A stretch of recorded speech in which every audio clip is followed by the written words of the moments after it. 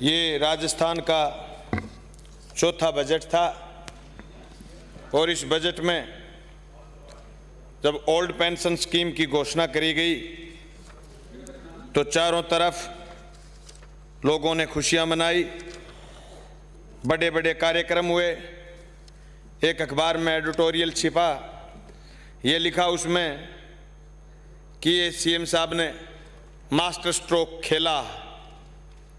बल्कि मैं तो ये कहना चाहता हूं कि उदारीकरण की नीतियों पर देश जैसे आगे बढ़ रहा था, मेरे से पहले माननीय सदस्य सीएम जी बोल रहे थे कि जहां देश की केंद्र की सरकार निजीकरण को बहुत आगे तक ले जाना चाहती है, वहां ओल्ड पेंशन स्कीम का फैसला ऐतिहासिक कदम उठाया गया।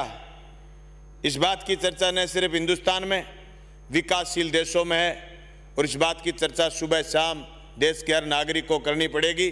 जो नौकरी की इच्छा चाहता है, जो भविष्य सिक्योर करना चाहता है, उसको दोनों टाइम इस बात की चर्चा करनी पड़ेगी कि ये फैसला सिर्फ और सिर्फ कर्मचारियों को खुश करने के लिए नहीं, ये फैसला उस निजीकरण पर चोट है जो कंपनियां आज भी कह रही हैं कि दे दो तो हमें ही, चाहे ओल्ड पेंशन से ही ले लो, लेकिन ये पैसा हमें दे दो जो कर्मचारियों का पर महीने कटता है। सभापति महोदय, ऐसी स्थिति में हम सरकार से मांग करते हैं कि 2 कदम और आगे बढ़ो बिजली के क्षेत्र में।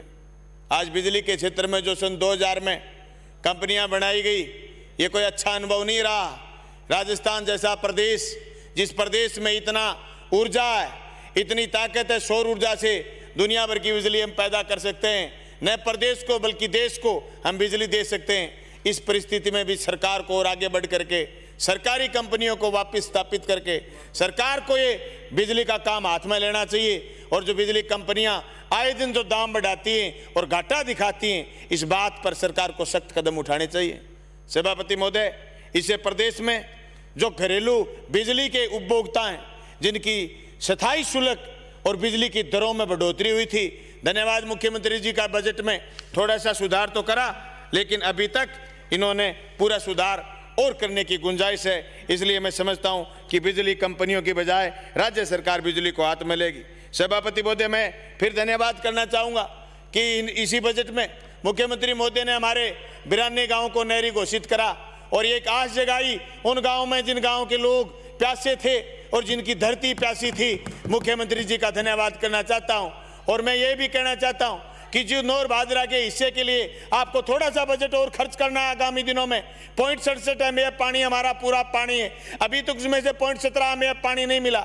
आपने हमें पिछले बजट में 84 करोड़ रुपए भी दे दिए, हमारा खाड़ा निर्माण भी आगे बढ़ गया। लेकिन आप टोहाना से लेकर के राजस्थान के पोर्शन तक सिद्धमुख नहर की दोबारा मरम्मत कर दीजिए, जिससे हमारे हिस्से का पानी मिल जाए और हम डैम से हमारा पूरा पानी 0.17 एमएफ पानी जो अभी 0.67 बनता है, वो पानी लेने में कामयाब हो जाए और हम ये ठोक करके कह सके बीबीएमबी की बैठक में राजस्थान कह सके कि हमारी नहर, हमारा सिस्टम दुरुस्त है, अब हमें पूरा पानी दिया जाए। सभापति महोदय, मैं यहां भी एक बात कहना चाहूंगा कि निजीकरण के दौर को उस समय एक बार वापस चेक करना पड़ेगा। नहरी तंत्र में भी निजीकरण आया और नहरी तंत्र में जल उपभोक्ता समितियां बनी, उन समितियों के चुनाव किसान से किसान को आपस में लड़ने का काम किया जा रहा है। मैं मांग करता हूं कि आने वाले दिनों में राजस्थान की सरकार सिद्धमुख नहर प्रोजेक्ट में 722 कर्मचारी लगाए और जो चुनाव की प्रक्रिया है उस प्रक्रिया को खत्म करे और निजीकरण को खत्म करे। सभापति महोदय, उससे कोई फायदा नहीं हुआ, उससे नुकसान हुआ है और किसान को आपस में लड़ाने का काम करा गया।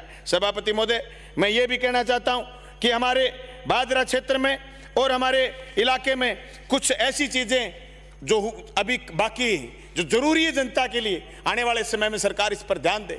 RAA कोर्ट स्थापित करे, 150 किलोमीटर दूर है, जिससे आम काश्तकार वहां जा नहीं सकता है। भादरा में ADM का कार्यालय भी खोला जाए, भादरा में बिजली विभाग का अधिशासी अभियंता कार्यालय भी खोला जाए, भादरा में जलदाय विभाग का अधिशासी अभियंता कार्यालय खोला जाए, भादरा के डुंगराना में बिजली विभाग का कार्यालय खोला जाए, भादरा से झांसल सड़क का सुदृढ़ीकरण चौड़ाईकरण करा जाए, जो पिछले 2 बजटों से लगातार हम मांग कर रहे हैं। भादरा में नर्सिंग कॉलेज भी खोला जाए, भादरा में ग्रामीण कन्या महाविद्यालय जो अभी एक संस्था चला रही है जिसको ग्रामीण कन्या महाविद्यालय के नाम से उसको सरकारी कन्या महाविद्यालय घोषित करा जाए। सभापति महोदय, प्रयोगशाला सहायक भर्ती को आगे तो बढ़ाया सरकार ने, लेकिन उसके कुछ पदों में कटौती कर दिए, उन पदों को वापस बहाल करा जाए और उसकी अंतिम सूची जारी की जाए। सभापति महोदय, शिक्षा विभाग ने 2016 के एसएलपी दाखिल करके 2016 के परिणाम को एक बार रोका था, लेकिन सरकार ने एसएलपी वापस ले ली।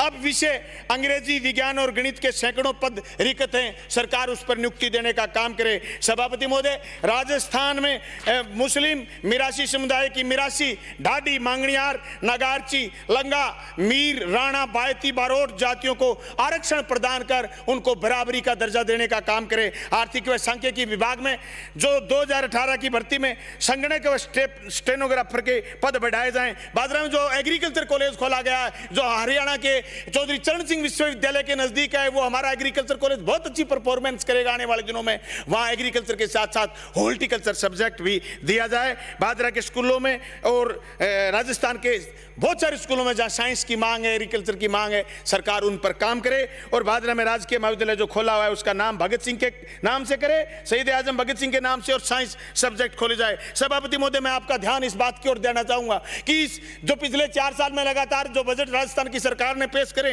क्या इस बजट में संविधान की प्रेम्बल को ध्यान में रखते हुए इसको आगे बढ़ाने का काम किया जा रहा है? सभापति महोदय, राजस्थान में अभी जो एक घटना हुई, जितेंद्र मेघवाल को सिर्फ इस बात के लिए मर्डर कर दिया गया, उसका हत्या कर दिया गया कि उसने मुच्छों पर ताव दे दिया। आज अगर कोई बच्चा अपने घर का काम करके मुच्छों पर, आप 5 मिनट में कर दो, मुच्छों पर ताव देता है कोई आदमी, और उसका मर्डर 550 किलोमीटर दूर से आकर के कोई मोटरसाइकिल पर आकर के मर्डर करा जाता है। सभापति महोदय, मैं सिर्फ इस घटना की तरफ ध्यान आपका आकर्षित नहीं करना चाहता, मैंने इस सदन में बार बार ये मांग उठाई है कि ये जो घृणा, ये जो जातीय विद्वेष कौन लोग हैं जो फैला रहे हैं, इनको चिन्हित करने की जरूरत है। सरकार का इस पर बयान आना चाहिए, सरकार को बाकायदा कहना चाहिए कि समाज में ऐसे कौन से लोग हैं जो ऐसी घटनाओं को अंजाम देते हैं और उसके बाद लोग उनकी वाई भी करते हैं। सभापति महोदय, पिछले 2-3 दिन से लगातार फेसबुक पर, सोशल मीडिया पर और कुछ पत्रकार ड्रामा कर रहे थे कि सालासर में उसका दीवार तोड़ दिया गया। मैं घटना की निंदा करता हूं। आप किसी की मूर्ति को विखंडित नहीं कर सकते, आप किसी की मूर्ति का अपमान नहीं कर सकते, लेकिन अपमान करा किसने और गड़बड़ करी किसने? अरे कुछ लोग तो सदन में स्थगन प्रस्ताव भी लगा गए, इतने पुराने पार्लियामेंट्रियन साथी जिनको ये पता नहीं कि एनएसआई कर रही थी, एनएसआई की तुम सारे दिन बड़ाई करते हो। सभापति महोदय, इससे बड़ी जुल्म की बात नहीं हो सकती। इन्हीं घटनाओं का परिणाम है कि दंगे हो जाते हैं, इन्हीं घटनाओं का परिणाम है कि समाज में विद्वेष फैलता है। अरे वैज्ञानिक युग है, फेसबुक, सोशल मीडिया, ट्विटर, पता नहीं कितने आगे तक चले गए लोग, 1 मिनट में बात का पता कर लेते हैं। सभापति महोदय, ऐसी घटनाओं पर राजस्थान सरकार को गंभीरता से काम करना पड़ेगा। सभापति महोदय, समाज के आखिरी वर्ग को में ये आधी मिनट मेरी खराब हो रही है। समाज के आखिरी वर्ग में जो विकलांग आदमी, 4 विकलांगों पर 1 शिक्षक होना चाहिए। मैं मांग करता हूं राजस्थान की सरकार से कि विशेष शिक्षकों की संख्या बढ़ाई जाए। सभापति महोदय, मेरी विधानसभा क्षेत्र में शेड्यूल कास्ट में धानक और धानका 2 जातियों के प्रमाण पत्र जारी हो रहे। मेरे 125 प्रमाण पत्र धानका जाति एसटी के जारी हुए मैं मांग करता हूं कि मेरी विधानसभा क्षेत्र समेत पूरे प्रदेश में जो धानक के नाम से जाति प्रमाण पत्र जारी होता है, उसको शेड्यूल ट्राइब धानका के नाम से जाति प्रमाण पत्र जारी करा जाए। सभापति महोदय, मैं ये भी चाहता हूं कि प्रशासन की ढिलाई को, जिस तरीके से विपक्ष के साथी कई बार निशाना साधते हैं, प्रशासन की ढिलाई को गंभीरता से लेना चाहिए। मैंने 8 महीने पहले 1 करोड़ रुपए सीएचसी भादरा के लिए लिखे थे, एमएलए लेड से, स्वीकृति 10 दिन पहले अब आई है, वो भी मंत्री जी और हम पीछे पड़े। ऐसी ढिलाई नहीं होनी चाहिए। 1-1 करोड़ रुपए जनता के खून पसीने की कमाई के रुपए तो मुख्यमंत्री जी ने 5 करोड़ कर दिए, जिससे हम लोगों के लिए सुविधाओं को बढ़ाने का काम कर रहे हैं। सभापति महोदय, मैं ये कहता हूं कि ऐसी ढिलाई पर सरकार ध्यान करे और गंभीरता से जनता के काम करवाने को आगे बढ़ाए। मेरे यहाँ पीडब्ल्यूडी की लापरवाही बताऊं सभापति महोदय, सरकार ने प्रस्ताव मांगे कि हर जिले की 3 बड़ी सड़कें दो। वो सड़कें जो टूटी हुई हैं, जर्जर हैं, पीडब्ल्यूडी के गंगानगर ऐसी बैठते हैं, हनुमानगढ़ ऐसी बैठते हैं, वो एक बार भी दौरा करने मेरे विधानसभा क्षेत्र नहीं आए। टूटी हुई सड़क बजट में घोषणा नहीं हो पाई। सभापति महोदय, भादरा से झांसल सड़क जो कभी भी रिन्यूअल नहीं हुई, मेरे की 44 साल उम्र है, उस सड़क के रिन्यूअल करने की और चौड़ाईकरण करने की मांग करता हूं। सभापति महोदय, कोरोना की विदाई तो हो गई, और वापिस जिक्र भी चल रहा है कि कई देशों में कोरोना बढ़ रही है, अंतर्राष्ट्रीय उड़ान खोल दी। लेकिन मैं मांग करना चाहता हूं केंद्र की सरकार से आपके माध्यम से कि सेना भर्ती रैली पर जो आपने रोक लगा रखी है वो रोक खोलिए। आप क्या चाहते हैं कि देश के नौजवान को रोजगार नहीं मिले? देश के नौजवान का सेना के प्रति जो लगाव है वो लगाव धीरे धीरे लुप्त हो जाए, क्या आप ये चाहते हैं? इसलिए केंद्र की सरकार से हम मांग करते हैं कि सेना भर्ती को पूर्ण रूप से खोले। सभापति महोदय, 2 मिनट में 2 बातों पर मेरी बात कहना चाहता हूं। सभापति महोदय, कृषि पर्यवेक्षक जो फसल बीमा में और दूसरे कामों में बहुत काम करते हैं, उनको न स्टेशनरी भत्ता मिलता और एक कृषि पर्यवेक्षक के पास 5-5 पंचायतें, उनको दूसरा भत्ता भी दिया जाए, ये मेरी मांग है। सभापति महोदय, पशुपालन विभाग में 6 करोड़ से ज्यादा पशु हैं और उनके विभाग में अभी रिक्त पद हैं, उनको भरने की मांग, और जो उनके पदनाम की मांग फाइल आई हुई है, पदनाम उनका LSA की बजाय उनको अधिकारी के रूप में, जैसे वीडियो का नाम करा है, उनका अधिकारी के रूप में नाम पुकारा जाए, और जो VA के जो वेतनमान में कटौती हुई है वेटनरी असिस्टेंट की, उनको प्रमोशन के बाद 200 रुपए कटौती हुई है, उस कटौती को वापस लिया जाए।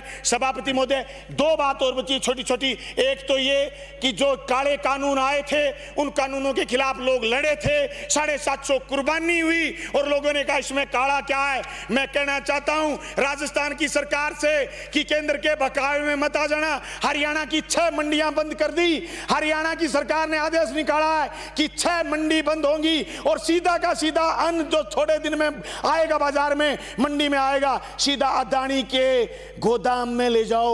यह आदेश हरियाणा सरकार ने निकाला है। ऐसा आदेश गलती से राजस्थान की सरकार नहीं निकाले और इन काले कानूनों की मुखालफत करे। सभापति महोदय, राजस्थान के 450 राजस्थान समेत 450 वेयर हाउस जो रिलायंस को दे दिए गए, जो वेयर हाउस हमारे यहाँ